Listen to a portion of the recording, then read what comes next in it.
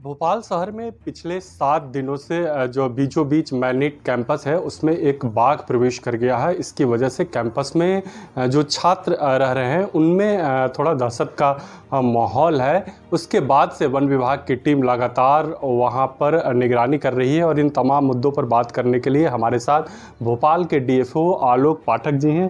आलोक जी, आपका स्वागत है नवभारत टाइम्स में। जी बहुत बहुत धन्यवाद। पिछले 7 दिनों से कैंपस के अंदर बाघ घुसा हुआ है और उसने 2 गायों का शिकार भी किया है। अभी क्या स्थिति है?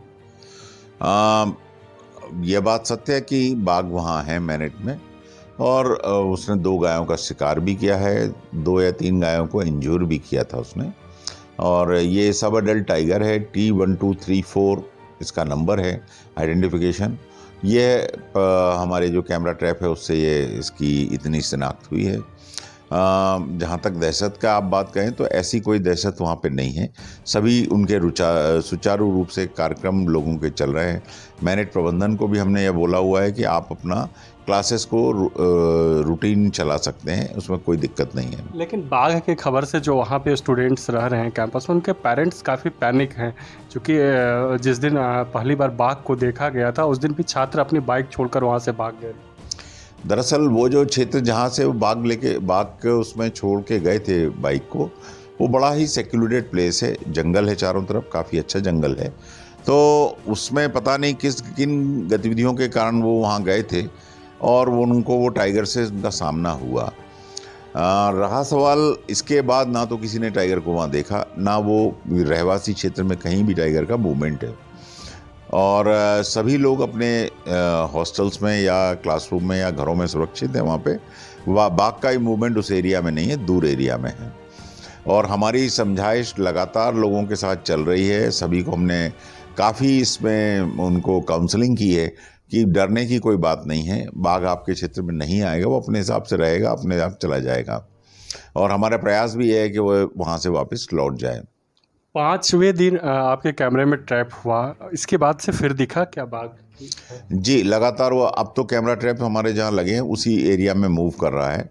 और कल परसों रात को भी ट्रैप में आया था, कल भी कैमरा ट्रैप में आया है। लगातार उस तरफ मूव हो रहा है। कैमरा केज ट्रैप जो हमने लगाया है उसको पकड़ने के हिसाब से, वो भी उसकी लोकेशन बदली है, तो कल रात में उसके आसपास भी उसका मूवमेंट आया है। तो कैसे निकालेंगे कैंपस से आप? अब 2 तरीके हैं। एक तो ये है कि वो अपने आप वो क्षेत्र छोड़ के चला जाएगा, जिसका हम इंतज़ार कर रहे हैं। और अगर नहीं तो फिर 1-2 दिन में हम अपने वरिष्ठ अधिकारियों के साथ निर्णय लेके जो भी वो निर्देश देंगे उस हिसाब से इसका कार्यक्रम रेस्क्यू का रहेगा तो करेंगे। बीते कुछ महीनों की अगर बात करें तो भोपाल शहर में मतलब 3 बार बाघ को देखा गया। बाल्मी एरिया में तो 1 सप्ताह पहले ही ट्रैप किया गया था, इसके पहले भोज में। तो भोपाल शहर के आसपास कितने बाघों का मूवमेंट है और कितना बड़ा खतरा शहर के लिए है? बाघों का मूवमेंट लगभग 12 बाघ हैं जो आसपास विचरण करते रहते हैं भोपाल ज़िले की सीमा पे। और यह बेसिकली रातापानी से निकलकर और नौरादेही का जो कनेक्शन है रायसेन सागर होते हुए उसमें ये विचरण करते हैं, जाते आते रहते हैं। यदाकदा भोपाल के जंगलों के आसपास रुकते हैं या कुछ किलबिल करते हैं। और रहा सवाल खतरे का, तो देखिए आज तक भी कभी भी टाइगर के ऐसे कोई मूवमेंट्स नहीं हुए हैं। हमेशा वो मानव जहाँ भी बसाहटें हैं उनसे दूर ही विचरण करते हैं, लोगों से दूर रहते हैं। होता ये है कि भाई उसकी जद में अगर कभी कोई इंसान या चरवाहे आ जाते हैं तो फिर ये एक अलग बात हो जाती है, जिसके कारण उनको इस तरह की कोई दुर्घटना घटित होती है। अन्यथा तो ऐसी कोई बात नहीं आती। आप लोगों की तरफ से कोई कोशिश हो रही है कि भोपाल शहर में कम से कम बाघ का प्रवेश ना हो? इसके लिए हम लोग भी, हमारे प्रयास लगातार जारी हैं। कई सालों से चल रहा है काम। लगभग 21 किलोमीटर की हमने फेंसिंग भी की हुई है भोपाल में। चंदनपुरा इलाके में आप लोगों ने देखा हो, कैरवा डैम चंदनपुरा में हमारा एक सर्विलेंस सेंटर भी पूरा हमने बनाया हुआ, जो 24/7 में ऑपरेशन में रहता है। जब भी कभी बाघ की लोकेशन आती है तो उसमें पहले हमारे पास अलर्ट्स आ जाते हैं और हमारा स्टाफ फिर मूवमेंट करना शुरू कर देता है उस इलाके में। लोगों को आगाह करना, उनको सचेत करना। जो चरवाहे या जंगल में लोग जा रहे हैं उनको रोकथाम के लिए भी हम समझाइश देना शुरू कर देते हैं।